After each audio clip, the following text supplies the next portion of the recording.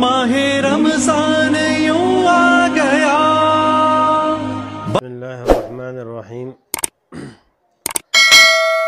د रोजे کې کوم سړی چې بیماری او هغه ته عذري، نو د بیماری د وجې نه د عذر د وجې نه شریعت هغه له اجازت ورکړی دی چې دی د روژې نه نیسي.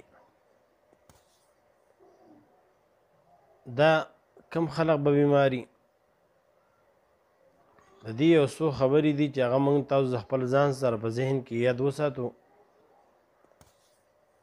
اولنی دا ده چې یو د سړي غالب ګمان دا دی چې دی روژه نیسي نو دی بیماریږي، او دویم دا ده که دی روژه نیسي نو دی مړ کېږي، ژوندی نه پاتې کېږي.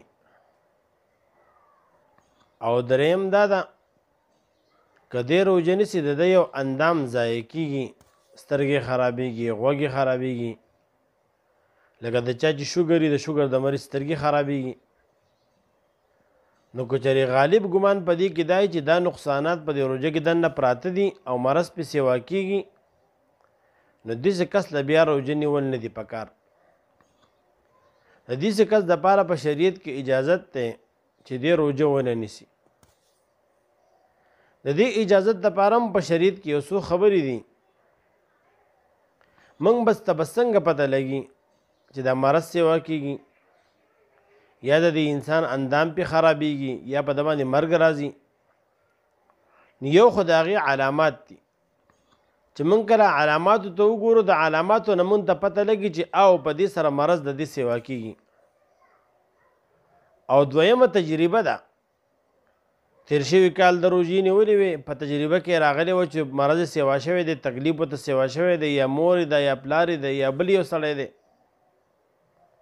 د تجربې نه ثابتېږي دا چې د مرض سیوا کېږي. او یا درېیمه دا ده چې یو ماهر ډاکټر، دیندار ډاکټر درته ووایي چې ته روژې مه نیسه، په دې روژو نیولو سره به ستا مرض سیوا شي.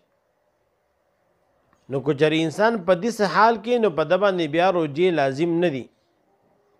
دی به د شریعت هغه ګناهګار کم سړی چې روژه خوري ګناهګار دی، دی به هغه شان ګناهګار نه وي، بلکې واحد صاحب به دومره کار کوي چې دی به قضا کوي. اوس د قضا دپاره مې یو څو خبرې موږ یاد وساتو. اوس کو مرض داسې چې اوږد مرض وي، اوږدېدو والی، د ده د ښه کېدو امکان نه وي، نو بیا د دې کفاره ورکړي.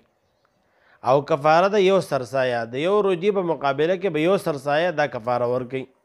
د مونځ هم دغه کفاره ده، چا نه چې مونځ قضا شي اب هم یو سرسایه چې کوم دی هغه ورکوي، د سرسایه چې څومره پیسې دي هغه به ورکوي، دا د هغې کفاره ده. او دویمه دا خبره کو چېرې د امید وي چې زه رغېدی شمه، صحت راته نصیبېدی شي، زما دا مرض عارضي دی، نو بیا د باندې کفاره لازم دی، به کفاره نه ورکوي، بلکې دی به انتظار کوي.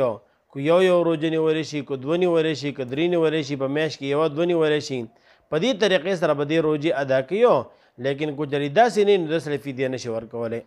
بعض سړی چې کوم دی هسې ځان په زور باندې وهمي ګماني کي، ډاکټر ورته هم نه ویلی، د ده تجربه هم نه یو، هسې دی وایي زما مرض سیوا کېږي. نو په وهم او ګمان او په تش په دې خبرو باندې بیا شریعت چا اجازت نه ورکوي. شریعت به اله اجازت درکوي چې تا ته یو ډاکټر ووایي یا ستا تجربه چې زما مرض سیوا کېږي. وما علینا الا البلاغ.